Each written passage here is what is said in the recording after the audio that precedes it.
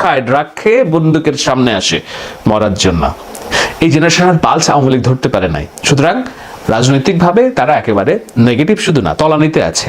কিছুটা এগিয়ে আছে নিশ্চয়ই বিএনপি এবং অন্যান্য সমমনা রাজনৈতিক দলগুলো, কিন্তু তারাও যে খুব বেশি কানেক্টেড এই জেনারেশনের সাথে আমি বলবো না।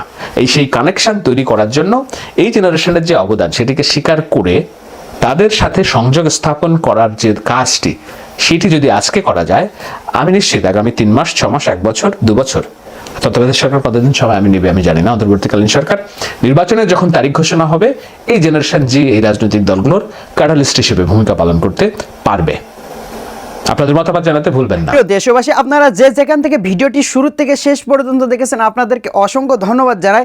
আর যারা এই ধরনের নিউজ লাইভ দেখতে ভালোবাসেন, তারা অবশ্যই ইউটিউব চ্যানেলটি সাবস্ক্রাইব করে রাখবেন আর এই ভিডিওটি শেয়ার করে অপর ভাইকে দেখার সুযোগ করে দেবেন। তাহলে সবাই ভালো থাকবেন, সুস্থ থাকবেন। দেখা হবে পরবর্তী কোনো দেশের আপডেট খবর অথবা নিউজ নিয়ে। আসসালামু আলাইকুম।